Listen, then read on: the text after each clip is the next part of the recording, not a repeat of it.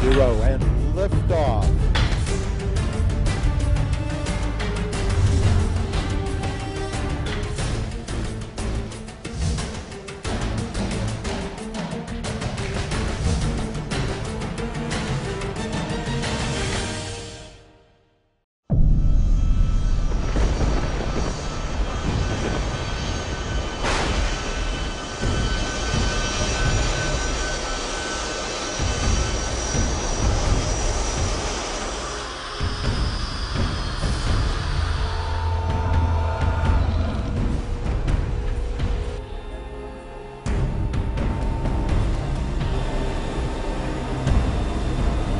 That's it.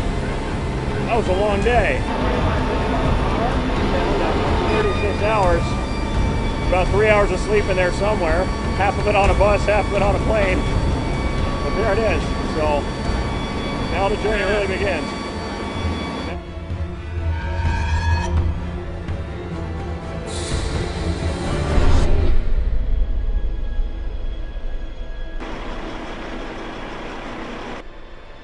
As we led up to that whole operation, we had a huge set of work ahead of us. Stowing the Rover and getting it ready for shipment meant a lot of shifts in a row, a lot of complex operations with the vehicle. And you have to remind yourself, every time you pick that Rover up, it's almost $1 billion worth of hardware that you're watching out for every time you do something with it. So that part got to be really white knuckles for us. It makes us a little nervous sometimes. I mean, you worry about the environment. It's on a forklift. It gets put on the back of a flatbed truck and then run down the highway to March Air Force Base from JPL. And that whole transport is just like you're driving any other truck down the highway. So it's full of bumps and it takes lumps and so it's one of those that you worry about for sure.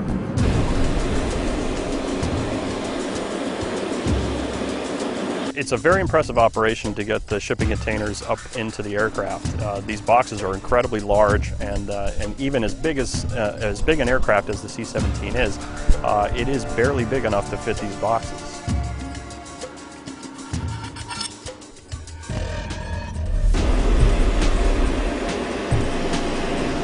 There's an entire team of Air Force reservists who help us load this, led by the load master, who was in charge of the winching operation. Basically, they use the aircraft cable system and hydraulic winch to hook up to the container and tow it on board.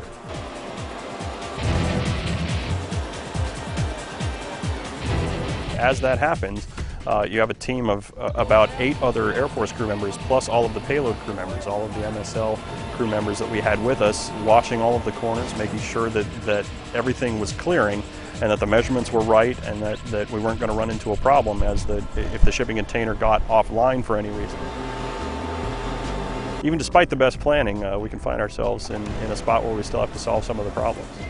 We need thick plywood to reduce the contact pressure on the wheels on the shipping container. You have this thing which weighs 10,000 pounds or more, and you have to make sure you don't punch a hole in the aircraft floor. So we had to get thicker plywood. We had to make emergency calls out here to Kennedy Space Center to make sure that enough plywood was on hand when we landed so that we would actually have that same accommodation on the way off of the aircraft. Maverick attention please.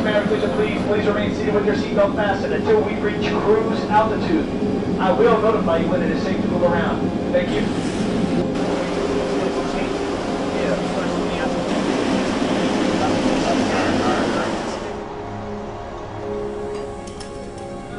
All of those operations had to be undone once we got down to the ground here at KSC, and so the operations on the tarmac, including the offloading of the shipping containers, had to be done just in the same way. The same crew then, after the 5-hour flight, stepped up and had to check all of those clearances again, make sure all of the rigging was out of the way and that the winch system was ready to help lower the shipping containers down the ramp.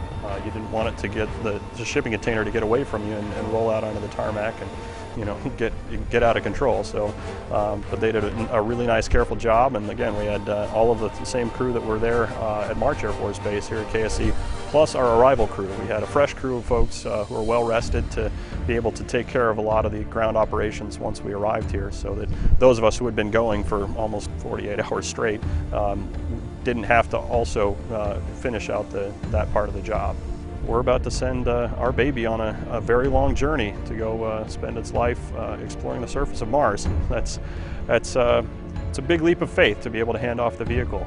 They have a great team on the launch vehicle side, and they're ready to take care of her. But we are definitely nervous parents.